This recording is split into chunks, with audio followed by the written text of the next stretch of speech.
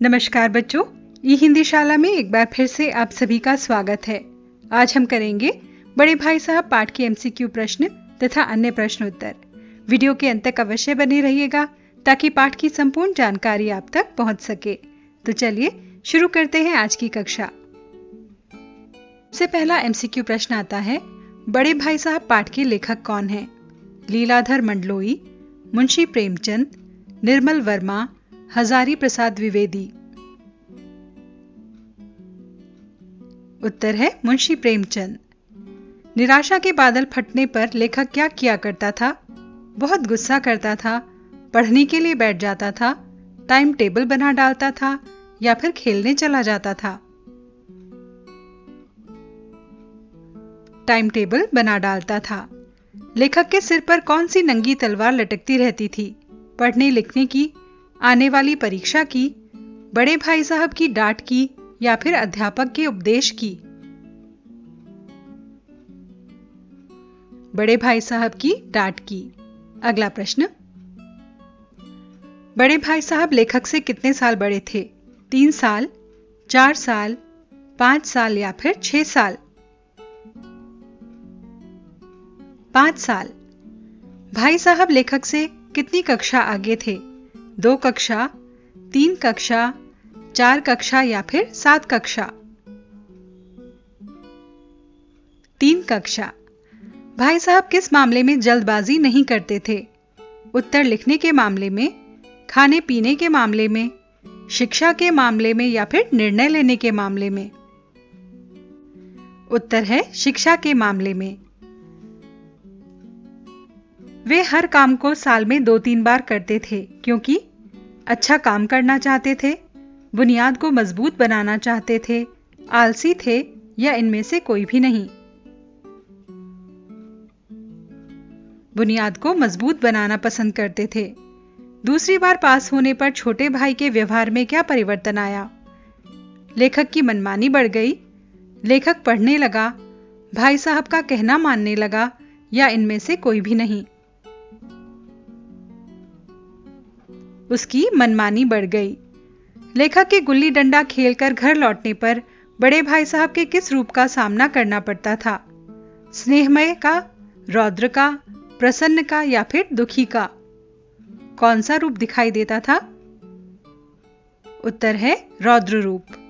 अगला प्रश्न, बड़े भाई साहब अपने छोटे भाई को क्या सलाह देते थे? अनुशासन में रहने की, खेलकूद में समय न गंवाने की, वह कहीं बाहर ना जाए इस बात की या फिर इनमें से कोई भी नहीं? खेलकूद में समय ना गंवाने की। किस बात पर लेखक के दिल के टुकड़े हो जाते थे? पतंग कटने पर, खेल में हार जाने पर, फेल हो जाने पर या फिर भाई साहब का उपदेश सुनने से? उत्तर है भाई साहब के उपदेश सुनने से। लेखक और उसके बड़े भाई कहां रहते थे? गांव में, शहर में, छात्रावास में या फिर ननिहाल में?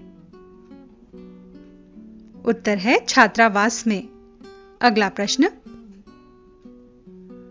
अंधे के हाथ बटेर लगना मुहावरे का अर्थ है अंधे होने का फायदा मिलना, बिना योग्यता के बहुत कुछ मिल जाना, बिना मांगे बहुत कुछ मिलना, बहुत से धन की प्राप्ति होना? उत्तर है बिना योग्यता के बहुत कुछ मिल जाना। लेखक को किस खेल का शौक था? कबड्डी का, कंचे खेलने का, क्रिकेट खेलने का या फिर कनकौवे उड़ाने का? बहुत सरल प्रश्न है। उत्तर है कनकौवे उड़ाने का। बड़े भाई साहब की डांट सुनकर लेखक क्या करने लगता था? पढ़ने बैठ जाता था, आंसू बहाने लगता था, खेलने चला जाता था या फिर रूठ जाता था? उत्तर है आंसू बहाने लगता था। भाई साहब किस कला में निपुण थे? चित्रकला में, निबंध लेखन की कला में, उपदेश देने की कला में या फिर कंचे खेलने में? उपदेश देने की कला में। लेखक को भाई साहब की बातें अच्छी नहीं लगती थीं क्योंकि लेखक अव्वल दर्जे में पास हुआ था, भाई साहब फेल हो गए थे, भाई साहब उपदेश देते थे या फिर उपरोक्त सभी? उत्तर है उपरोक्त सभी। भाई साहब के अनुसार कैसी बुद्धि व्यर्थ है जो आत्मगौरव को मार डाले, पढ़ाई न करने दे, बड़ों की बात न माने या फिर नए अनुभव को न होने दे? उत्तर है आत्मगौरव को मार डाले। अगला प्रश्न, आंखें फोड़ना मुहावरे का क्या अर्थ है? काजल लगाना, आंख में जलन होना, ध्यान पूर्वक पढ़ना या फिर अंधा हो जाना? ध्यान पूर्वक पढ़ाई करना। लेखक को कौन सा नया शौक पैदा हो गया था? कंचे खेलने का, कहानियां पढ़ने का, पतंग उड़ाने का या फिर खाना पकाने का? उत्तर है पतंग उड़ाने का। लेखक को मूर्ख रहना पसंद है क्योंकि वह मेहनत नहीं करना चाहता, पढ़ना उसके वश की बात नहीं, भाई साहब के उपदेश सुनना उसे पसंद नहीं या फिर उपरोक्त सभी? उत्तर है उपरोक्त सभी। ये सभी कारण थे जिसके कारण उसे मूर्ख रहना ही अच्छा लगता था। अगला प्रश्न, लेखक को अपनी लघुता का अनुभव कब हुआ? बड़े भाई साहब ने जब उसे थप्पड़ मारा, जब उसके मन में कुटिलता की भावना आई, पतंग उड़ाते हुए पकड़े जाने पर, कनकौए उड़ाते पकड़े जाने पर बड़े भाई साहब ने जब उपदेश दिया? उत्तर है कनकौए उड़ाते हुए पकड़े जाने पर, बड़े भाई के उपदेश देने पर। लेखक की शालीनता किसमें थी? हॉस्टल में रहने में, चुपचाप अध्ययन करने में, अपने गुरुजन का कहना मानने में या भाई साहब के हुक्म को कानून समझने में? उत्तर है भाई साहब के हुक्म को कानून समझने में। बुनियाद ही पुख्ता न हो तो मकान कैसे पायदार बने? लेखक ने यह कथन किस संदर्भ में कहा है? मकान की मजबूती के संदर्भ में, धीरे कार्य करने के संदर्भ में, पढ़ाई के संदर्भ में या फिर बड़े भाई साहब के बार बार फेल होने के संदर्भ में? उत्तर है बड़े भाई साहब के बार बार फेल होने के संदर्भ में। अगला प्रश्न, लेखक के मन किस काम में नहीं लगता था? पढ़ने में, खेलने में, दोस्तों के साथ या फिर काम करने में? उत्तर है पढ़ने में। भूमंडल का स्वामी कौन था? ईश्वर, राक्षस, रावण या फिर देवता? उत्तर है रावण। बड़े भाई साहब का स्वभाव कैसा था? शरारती, गंभीर, स्वार्थी या फिर निर्दय? उत्तर है गंभीर। बड़े भाई साहब का रौब दाब क्यों खत्म हो गया? छोटा भाई कक्षा में फेल हो गया और बड़ा भाई प्रथम आया इसलिए, छोटा भाई प्रथम आया और बड़ा भाई फेल हो गया इसलिए, या छोटे भाई ने पढ़ना शुरू कर दिया, या फिर इनमें से कोई भी नहीं? उत्तर है छोटा भाई प्रथम आया और बड़ा भाई फेल हो गया। लेखक के लिए क्या लेकर बैठना पहाड़ के समान था? खेल कूद का सामान, किताब, घर का काम या फिर उपर्युक्त सभी? उत्तर है किताब।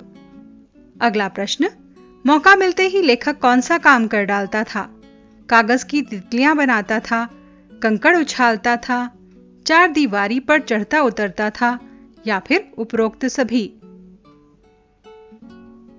उत्तर है उपरोक्त सभी, क्योंकि उसे ये सभी काम करना पसंद था। अगला प्रश्न, बड़े भाई साहब छोटे भाई पर रौब जमाने के लिए किस बात की दुहाई देते थे? अपनी पढ़ाई की, अपने अनुभवों की और आयु की, चित्र बनाने की कला की या इनमें से कोई भी नहीं? अपने अनुभवों और अपनी आयु की। बड़े भाई साहब कहानी किस शैली में लिखी गई है? व्यंग्यात्मक, करुणामयी, आत्मकथात्मक या फिर आलोचनात्मक? उत्तर है आत्मकथात्मक, क्योंकि ये आत्मकथा के रूप में लिखी गई है। लेखक के टाइम टेबल से कौन सी मद उड़ जाती थी? इतिहास पढ़ने की, टहलने की, कहानियां पढ़ने की या फिर खेलने कूदने की? उत्तर है खेलने कूदने की। अगला प्रश्न, बड़े भाई साहब छोटे भाई से हर समय सबसे पहले क्या सवाल पूछते थे? अब तक तुम कहां थे? काम कर लिया? कहाँ जा रहे हो? या पढ़ाई कर ली? उत्तर है, अब तक तुम कहाँ थे? शैतान को नर्क से क्यों ढकेल दिया गया था? अपनी जिद के कारण, खुद को भगवान समझने के कारण, कर्म न करने के कारण या फिर अभिमान के कारण? उत्तर है, अभिमान के कारण। लेखक की अपने बारे में क्या धारणा बन गई थी? वह बिना पढ़े लिखे भी प्रथम आ जाएगा, वह फेल हो जाएगा, वह पढ़ नहीं सकता, या फिर इनमें से कोई भी नहीं? उत्तर है, वह बिना पढ़े ही प्रथम आ जाएगा। बड़े भाई साहब अपने दिमाग को आराम देने के लिए क्या किया करते थे? कॉपी किताबों के हाशियों पर चित्र बनाया करते थे, एक ही शब्द को बार बार लिखते थे, निरर्थक शब्द लिखते थे, या फिर उपरोक्त सभी? उत्तर है, उपरोक्त सभी, क्योंकि ये सभी कार्य वो किया करते थे। बड़े भाई साहब के अनुसार जीवन की समझ कैसे आती है? अनुभव से, बड़ों का कहना मानने से, पढ़ने लिखने से, या फिर घर के काम करने से? उत्तर है, अनुभव से। बड़े भाई वर्तमान शिक्षा प्रणाली के विरुद्ध क्यों हैं? क्या कारण था कि वो उसके खिलाफ थे? खेल कूद पर जोर देती है इसलिए, व्यावहारिक ज्ञान नहीं देती इसलिए, या फिर किताबी कीड़ा बनाती है? या 2 और 3 दोनों सही हैं? उत्तर है, 2 और 3 दोनों ही सही हैं। तो बच्चों, ये तो थे एमसीक्यू प्रश्न, जिन्हें आप 1 अंक के प्रश्नों के रूप में भी देख सकते हैं। यदि आपसे अति लघु प्रश्न पूछे जाते हैं तो इन प्रश्नों के उत्तर आप वहां पर लिख सकते हैं। आइए अब देखते हैं पाठ पर आधारित अन्य प्रश्नोत्तर। पहला प्रश्न है, छोटे भाई ने अपनी पढ़ाई का टाइम टेबल बनाते समय क्या क्या सोचा और फिर उनका पालन क्यों नहीं कर पाया? छोटे भाई ने अपनी पढ़ाई का टाइम टेबल बनाते समय सोचा कि वह मन लगाकर पढ़ाई करेगा और बड़े भाई को कभी शिकायत का मौका नहीं देगा। सुबह 6 से रात के 11 बजे तक सभी विषयों को पढ़ने का कार्यक्रम भी रखा गया, लेकिन पढ़ाई करते समय खेल के मैदान, वॉलीबॉल की तेजी, कबड्डी और गुल्ली डंडा का खेल उसे अपनी ओर खींचते थे। इसी कारण वह टाइम टेबल का पालन नहीं कर पाता था। एक दिन जब गुल्ली डंडा खेलने के बाद छोटा भाई बड़े भाई साहब के सामने पहुंचा तो उनकी क्या प्रतिक्रिया हुई? एक दिन जब गुल्ली डंडा खेलने के बाद छोटा भाई बड़े भाई साहब के सामने पहुंचा तो उसे देखते ही वे क्रोधित हो उठे।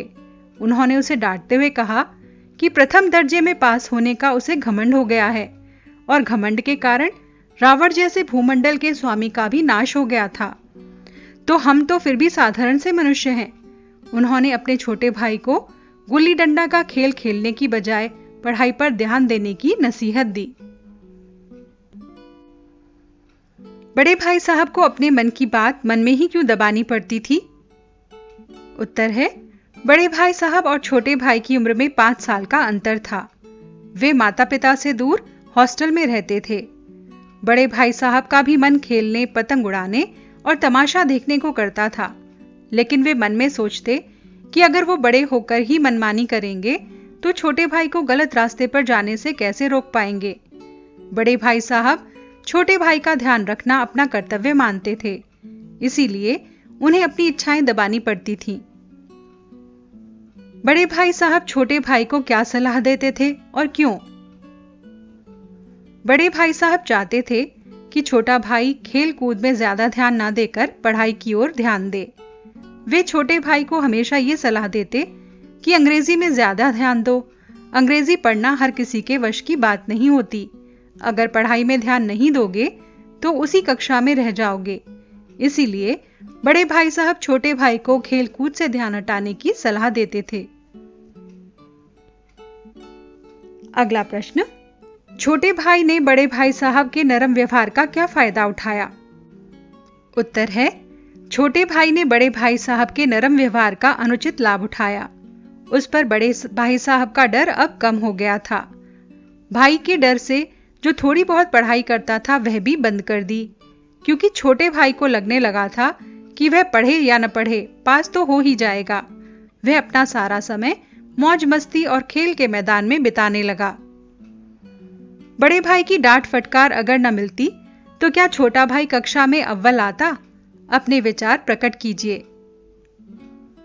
बड़े भाई साहब को अपनी जिम्मेदारियों का एहसास था। वे जानते थे अगर खुद अनुशासन में नहीं रहेंगे तो छोटे भाई को गलत रास्ते पर जाने से कैसे रोकेंगे। छोटा भाई जब भी खेलकूद से ज्यादा समय लगाता तो बड़े भाई साहब उसे डांट लगाते और पढ़ाई में ध्यान लगाने को कहते। यह बड़े भाई साहब का डर ही था कि छोटा भाई थोड़ा बहुत पढ़ लेता था। अगर वे उसे डांट फटकार नहीं लगाते तो छोटा भाई शायद कभी भी कक्षा में प्रथम नहीं आ पाता। अगला प्रश्न, बड़े भाई साहब पाठ में लेखक ने समूची शिक्षा के किन तौर तरीकों पर व्यंग्य किया है? क्या आप उनके विचारों से सहमत हैं? बड़े भाई साहब पाठ में लेखक ने पूरी शिक्षा के तौर तरीकों पर व्यंग्य करते हुए कहा है कि यह शिक्षा अंग्रेजी बोलने पढ़ने पर जोर देती है। चाहे किसी को अंग्रेजी पढ़ने में रुचि है या नहीं, इस बात पर ध्यान नहीं दिया जाता। अपने देश के इतिहास के साथ दूसरे देशों के इतिहास को भी पढ़ना पड़ता है, जो बिल्कुल भी जरूरी नहीं है। यहाँ रटने वाली प्रणाली पर जोर दिया जाता है। बच्चों को कोई विषय समझ में आए या ना आए, रटवाकर परीक्षा में पास कर ही दिए जाते हैं। छोटे छोटे विषयों पर लंबे लंबे निबंध लिखने पड़ते हैं। ऐसी शिक्षा प्रणाली जो लाभप्रद कम है और बोझा ज्यादा लगने लगती है। बड़े भाई साहब के अनुसार जीवन की समझ कैसे आती है? बड़े भाई साहब के अनुसार जीवन की समझ केवल किताबी ज्ञान से नहीं आती, बल्कि जीवन के अनुभवों से आती है। इसके लिए उन्होंने अपनी अम्मा, दादा और हेडमास्टर की मां के उदाहरण भी दिए हैं। उनका कहना है कि अगर हम इतने पढ़े होने के बाद भी बीमार पड़ जाते हैं तो परेशान हो जाते हैं, लेकिन हमारे मां, दादा बिना पढ़े भी हर मुसीबत का आसानी से सामना कर सकते हैं। इसमें केवल इतना ही फर्क है कि उनके पास हमसे ज्यादा जीवन का अनुभव है। बड़े भाई के अनुसार अनुभव ही हमें समझ दिलाता है। तो बच्चों, ये तो थे इस पाठ के प्रश्नोत्तर, MCQ इत्यादि। हमें आशा है कि आप सभी प्रश्नों के उत्तर दे पा रहे होंगे। एक नए वीडियो के साथ शीघ्र ही आपसे फिर से मुलाकात होगी। तब तक के लिए आपसे विदा चाहते हैं। विदा।